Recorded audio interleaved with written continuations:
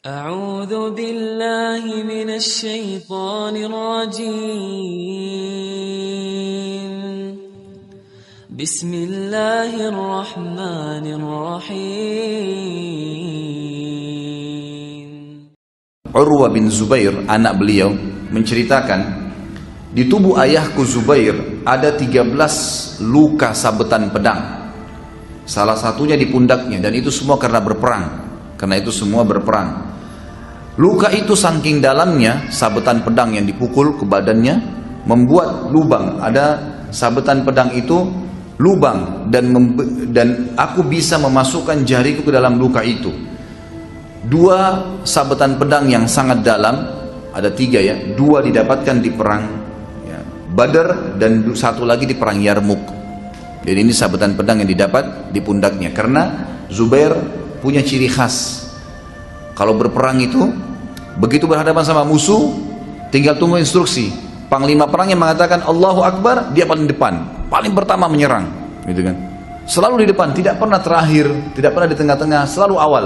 Dan dia tidak pernah mau puas kecuali dia sudah dobrak musuh pakai kudanya sampai ke ujung pasukan. Setelah itu dia kembali lagi, nyerang lagi dari sana sampai ke sini. Akhirnya kocar-kacir musuh gara-gara itu, gitu. 1 orang. Nggak ada orang berperang kalau orang-orang non muslim ya, mereka tidak kejar namanya mati syahid, mereka tidak tahu namanya mati syahid. Maka mereka ya ragu-ragu, kalau berhadapan musuh baru menangkis, baru menyerang. Tapi tidak ada yang berani langsung menyerang. Dan ini tokoh luar biasa, keberanian yang luar biasa yang dimiliki oleh Zubair radhiyallahu anhu. Tapi nanti juga akan ada bahasan dalam peperangan ya. Ini cuma sekedar gambaran saja. Kata Ali bin Zaid rahimahullah, seorang ulama tabi'in, aku pernah melihat Zubair di bagian dadahnya ada seperti tanda-tanda yang besar, seperti mata-mata unta. Dan itu adalah tanda tusukan tombak atau anak panah. Jadi biasanya kalau tombak dilempar tertusuk di badan seseorang, maka menghasilkan lubang, gitu kan. Zaman sekarang mungkin masih ada cara untuk dioperasi, dikembalikan, ditutup. Zaman dulu nggak bisa.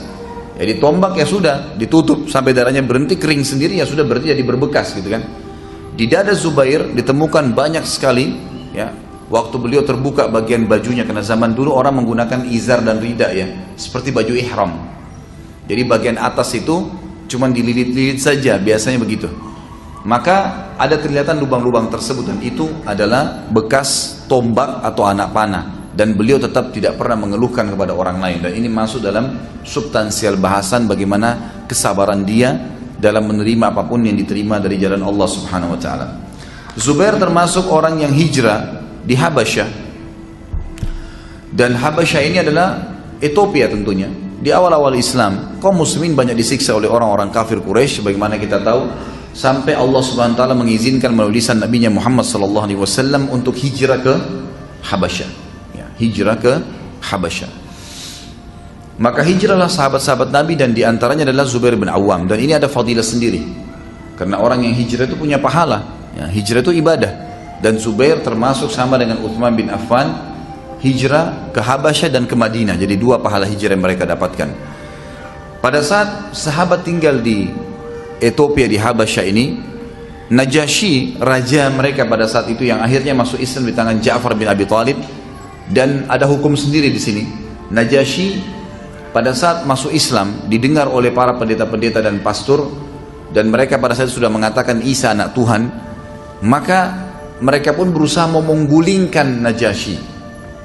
Maka Najasyi akhirnya menyembunyikan Islamnya, dan beliau sempat meletakkan di bagian bajunya lembaran Al-Quran yang ditulis di atas kulit, dibawa oleh Ja'far lalu ditaruh di dalam dadahnya. Lalu dikumpulin sama dia pastor-pastor semua, sambil dia mengatakan, kenapa kalian mau memerangi saya?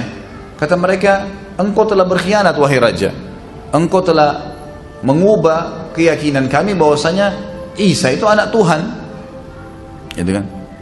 Lalu kata Najasyi, apa yang kalian yakini? Mereka bilang, kami yakin kalau Isa anak Tuhan. Lalu Najasyi pegang dadanya sambil niat untuk memegang Al-Quran tadi, dan dia mengatakan, saya dalam keyakinan ini, gitu kan. Maksudnya Al-Quran ini. Mereka tangkapnya keyakinan seperti yang dipegangi oleh orang-orang Nasrani, karena waktu itu memang dia akan digulingkan, gitu kan. Yang terjadi adalah ada salah satu dari pastor yang ada hadir pada saat itu, sepupunya Najasyi, dan dia tidak terima itu. Dia bilang pasti Najasyi ini dusta, nggak mungkin. Dibentuklah sama dia pasukan untuk memerangi Najasyi. Terjadi perang. Nah, sebelum terjadi perang, kaum muslimin sahabat yang sudah lari dari Mekah waktu itu merasa tentram di Ethiopia karena dikasih makanan, minuman, naungan, mereka bebas beribadah semaunya, gitu kan. Bahkan Najasyi sempat syahadat di tangan Ja'far bin Abi Thalib. Makanya waktu beliau meninggal, Nabi SAW sempat mensolati ghaib Najasyi, karena waktu beliau meninggal sudah tidak ada lagi sahabat di Ethiopia, semua sudah hijrah ke Madinah, gitu kan.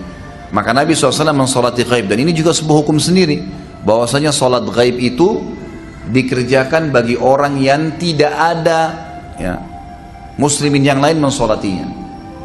Kalau kita di Indonesia kan meninggal di Surabaya, Jakarta sholat gaib, di Bandung sholat gaib. Ini nggak pernah ada sunnahnya sebenarnya. Satu-satunya riwayat berhubungan dengan sholat gaib adalah sholatnya Nabi SAW kepada untuk Najasyi waktu Najasyi meninggal di sana, karena tidak ada satupun muslim di sana, sendirian dia. Maka Nabi SAW sholati di Madinah, gitu kan. Itu hukum syar'i yang ada diambil. Tapi ringkas cerita adalah pada saat Najasyi diserang oleh sepupunya sendiri yang juga salah satu pastor membentuk pasukan, terjadi peperangan. Najasyi sempat mengamankan beberapa sahabat, semua sahabat untuk menyeberang Sungai Nil. Jadi kalau kita lihat Ethiopia itu berada di wilayah Afrika. Antara Afrika, Ethiopia dengan Jazirah Arab itu ada Laut Merah. Ya, ada pecahan Sungai Nil di situ. Maka dia pun atau Najasyi menyuruh sahabat-sahabat untuk menyeberang Sungai Nil. Ya, kalau saya tahu ini bukan Sungai Nil, dia menyeberang Laut Merah sebenarnya. Selamatkan diri ke wilayah Yaman di tepi Laut Merah, disuruh tunggu di situ. Maka yang terjadi adalah waktu terjadi peperangan, kata Ummu Salamah radhiyallahu anha yang nanti jadi istri Nabi SAW, Ummul Mukminin, berkata waktu itu kami semua berdoa agar Najasyi diberikan kemenangan, karena kalau Najasyi kalah maka tidak ada lagi tempat bernaung kecuali kembali ke Mekah dan bisa disiksa lagi. Waktu dia bilang kami lagi ragu, khawatir jangan sampai Najasyi yang kalah, karena mereka ini bisa dibunuh nanti. Tapi Najasyi sudah memberikan keamanan untuk menyeberangi Laut Merah. Kata Ummu Salamah, kami pun akhirnya berkata satu sama yang lain, siapa kira-kira yang berani menyeberang laut ini lalu menyaksikan peperangan, melihat siapa yang menang, lalu menginformasikan kepada kami. Semua orang waktu itu diam, tidak ada yang ngomong. Zubair datang mengatakan, saya, umurnya 15 tahun waktu itu, saya akan nyeberangin lautan ini dan saya akan saksikan peperangan itu. Kata Ummu Salamah, lalu kemudian ditiupkanlah ya, bantal atau balon gitu kan, yang diletakkan di dalam, lalu dia menyeberang. Lalu Zubair pun menyaksikan peperangan tersebut, dan tidak lama kemudian sementara kami lagi dalam keadaan ragu, Zubair sudah menyeberang kembali dan berteriak sambil mengatakan, berita gembira wahai kaum mukminin, Najasyi telah diberikan kemenangan oleh Allah Subhanahu wa taala. Tapi di sini ada peran Zubair bin Awam yang sangat luar biasa beraninya, karena kalau dia pergi menyaksikan peperangan berarti ada kemungkinan dia kena serangan, gitu kan? Tapi dia berani hadir pada saat itu untuk mendatangkan informasi kepada kaum muslimin, dan ini saya angkat karena memang ditulis dalam buku yang sedang kita bedah. Kita masuk sekarang bagaimana perannya dia dalam kancah peperangan. Dimulai dari perang Badar misalnya. Perang Badar, Zubair bin Awam tampil menggunakan imamah berwarna kuning, dan beliau berada di depan pasukan. Pada saat awal takbir Nabi SAW menyerang, maka dia sudah menyerang orang-orang Quraisy, gitu kan? Bahkan para sahabat sepakat mengatakan kekuatan muslimin ada di 3 orang, Hamzah, Ali, dan Zubair. 3 orang ini luar biasa. Jadi ini ujung tombaknya para penyerang sahabat gitu. Nah, karena beraninya dia, dan selain berani, Zubair bin Awam juga selalu menjaga penampilan yang rapi dan bersih walaupun di kancah peperangan. Bajunya selalu bersih, penampilannya bersih, imamahnya bagus, sampai akhirnya ya, para sahabat mengatakan, diantaranya anaknya sendiri yang bernama Urwah mengatakan, perang Badar, Zubair ayahku menggunakan surban warna kuning, lalu Jibril pun turun dengan penampilan seperti Zubair, sebagaimana Nabi SAW sampaikan kepada para sahabat bahwasanya di kancah peperangan sekarang ada Jibril yang sedang turun, dan Jibril menggunakan pakaian atau imamah seperti yang digunakan oleh Zubair bin Awam. Dan ulama mengatakan ini sebenarnya sebuah kelebihan tersendiri, karena memang Jibril tidak menjelma menjadi manusia kecuali memang pada orang-orang tertentu. Dan ulama mengatakan ada 2 orang saja yang pernah Jibril menjelma dari kalangan sahabat, Zubair bin Awam di perang Badar, dan juga yang satu lagi siapa? Dihya al-Kalbi radhiyallahu anhu ajma'in. Ini karena sering penampilannya rapi, bersih, maka Jibril pun berpenampilan seperti orang ini. Baik, dikatakan bahwasanya di perang Badar Zubair bin Awam membunuh 2 orang dan 2 ini adalah tokoh Quraisy. Yang pertama adalah Abu Dzatu Kabsh. Abu Dzatu Kabsh ini julukannya ya. Kabsh ini sebenarnya lebih cenderung kepada otot. Abu Kabsh mungkin orang yang berotot besar, kekar gitu ya. Sebagian mengatakan Kabsh ini adalah perut, sehingga memang perutnya orang ini agak besar. Tapi yang jelas postur tubuhnya besar sekali. Namanya dia Ubaidah bin Sa'id bin As. Namanya orang ini Ubaidah bin Sa'id bin As. Dia ini terkenal sekali penunggang kuda Quraisy yang terbaik, dan dia juga salah satu dari prajurit Quraisy yang meletakkan dari kepalanya sampai kakinya semuanya besi dan cuma kelihatan matanya. Serta dia satu-satunya pasukan Quraisy yang mahir memainkan pedang, tapi yang panjang. Pedang itu disebutkan ya, ukurannya kalau kita sekarang mungkin bisa sampai 5 meter. Pedang yang sangat besar. Jadi bagian depannya pedang, yang dari pegangan tangannya sampai ke bawah itu semuanya besi saja, gitu kan. Jadi sangat panjang pedang itu dipakai, bisa sampai 5 meter panjangnya pedang ini, dan dia sangat mahir. Di kancah peperangan Badar, dia menyiksa kaum muslimin, memukul orang di sini kesakitan, ada yang patah tangannya, ada yang putus, ada yang dibunuh sama dia. Lalu beberapa sahabat mendatangi Nabi SAW mengatakan, ya Rasulullah, ini Abu Dzatu Kabsh ini mengganggu kami nih, berbahaya kalau dibiarkan. Maka Nabi SAW mengutus Zubair, cari Zubair, suruh Zubair hadapin. Zubair pun mengatakan, saya mendekati Dzatu Kabsh ini, dan dia bilang, saya tidak temukan ada celah di mana saya bisa membunuhnya, semuanya besi. Banyak waktu dia lagi tebas-tebasin sahabat tuh, banyak sahabat ada yang pukul kakinya, ada yang pukul kudanya pun pakai besi semua, tapi nggak mempan. Ada yang lemparin panah, panahnya jatuh karena baju besi, nggak tembus, gitu kan. Maka Zubair bilang, saya tidak menemukan celah untuk membunuh orang ini. Lalu Zubair tidak putus asa. Dia bilang, saya pun mengelilingi orang itu. Terus sementara dia lagi menebas, saya kelilingin terus, saya lihat celahnya di mana nih. Sampai saya berhadapan dengan dia. Dan Zubair bin Awam ini juga termasuk orang yang tinggi besar ya. Karena dalam kisah, dalam riwayat dikatakan dia sama dengan Umar bin Khattab. Kalau dulu di atas kuda, kakinya sampai di tanah. Dia orangnya tinggi luar biasa. Kalau laki-laki sekarang mungkin antum yang 2 meter tingginya, ada ikhwan 2 meter. Kalau dulu di atas kuda kakinya paling sampai di perut kuda nggak? Anggaplah sampai lewatin perut kuda sedikit. Kalau sampai ke tanah itu berapa banyak, berapa tinggi tuh, gitu kan? Luar biasa. Beliau gitu kalau naik kuda kakinya sampai ke bawah, gitu kan? Nah Zubair bin Awam bilang, pas saya berhadapan sama Dzatu Kabsh, dan Dzatu Kabsh ini juga tinggi besar, cuma badannya lebih kekar. Kata Zubair, saya tidak temukan celah kecuali di antara 2 matanya. Jadi di sini tuh ada karet yang menyatukan baju besi itu, topeng besinya, gitu kan. Dia bilang, saya tidak temukan kecuali itu. Maka saya pun mengambil tombak, dan ciri khas Zubair ini radhiyallahu anhu terkenal di pasukan muslimin, selalu di tangan kanan pedang, gitu kan. Kemudian di pundaknya dia taruh tombak kecil. Tombak kecil ini khusus untuk digunakan membunuh orang-orang tertentu, gitu kan.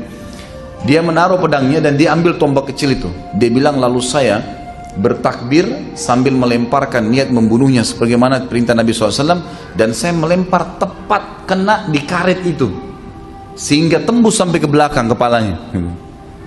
Dalam riwayat lain dikatakan Zubair bin Awam mendapatkan celah, kemudian meloncatin Dzatu Kabsh ini sampai jatuh dari kudanya, kemudian menancapkan tombaknya di celah tadi yang bisa kena, dan akhirnya terbunuh. Dan Zubair mengatakan, saya berusaha menarik tombak saya kembali itu dengan sangat susah payah sampai bengkok tombak saya gitu.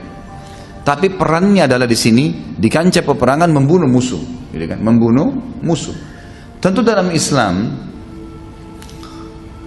di luar kancah peperangan yang dibolehkan membunuh itu kalau kita diserang.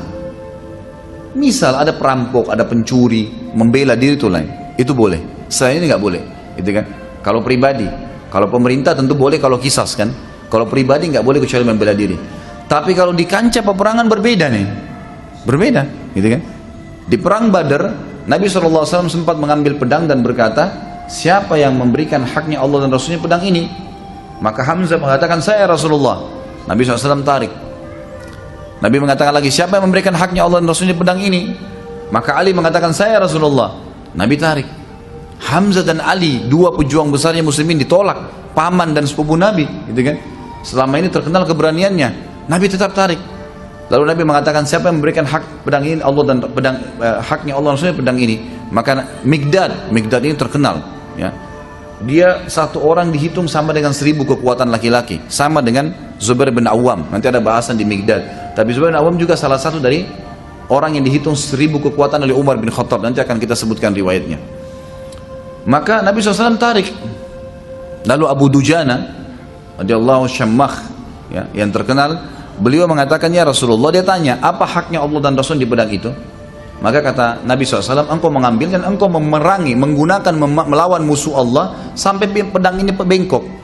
Artinya kalau di kancah peperangan berbeda. Tunjukkan keterampilan, memang harus membunuh, tapi tidak ada mutilasi, ya. Sudah ditusuk mati selesai. Tapi tidak boleh sama sekali kita lari dari kancah peperangan, merasa takut, nggak perlu semuanya. Nggak ada rasa takut bagi seorang muslim. Tidak ada sifat pengecut, malas, perhitungan dalam Islam, tidak ada itu sama sekali. Bahkan Nabi SAW mengatakan, Allahumma inni a'udzubika minal jubni wal bukhl.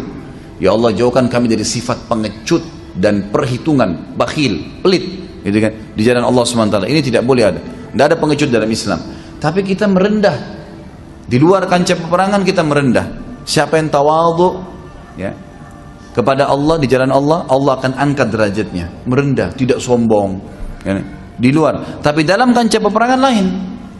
Abu Dujana waktu sudah mengambil pedang tadi, maka dia pun mengelitkan imamah merah di atas kepalanya, kemudian dia membusungkan dadanya sambil memegang pedang dari Nabi SAW dan ditaruh di dadanya, menunjukkan kekuatannya gitu. Lalu kata Nabi SAW, caranya orang ini, Abu Dujana, dibenci oleh Allah kalau di luar tempat ini. Tapi kalau di sini dibolehkan, di kancah peperangan, menunjukkan kekuatan untuk musuh. Ini pelajaran lain, ya, yang mesti kita ambil. Maka Zubair bin Awam dan sahabat-sahabat Nabi yang lain sangat faham masalah ini. Menghadapi musuh tidak boleh tunjukkan kelemahan. Memang mereka harus tunjukkan kemahiran dan memang mencari mati. Karena tujuannya orang masuk medan perang adalah mati syahid. Yang kedua baru menang, gitu kan? Makanya para mujahidin tidak pernah kenal namanya kalah. Kita menang atau mati syahid. Kalau mati pun semua terbunuh, tidak ada kekalahan, itu menang malah. Itu kemenangan yang pertama dicari, mati syahid semua masuk surga tanpa hisab, dan banyak kelebihan orang-orang yang mati syahid.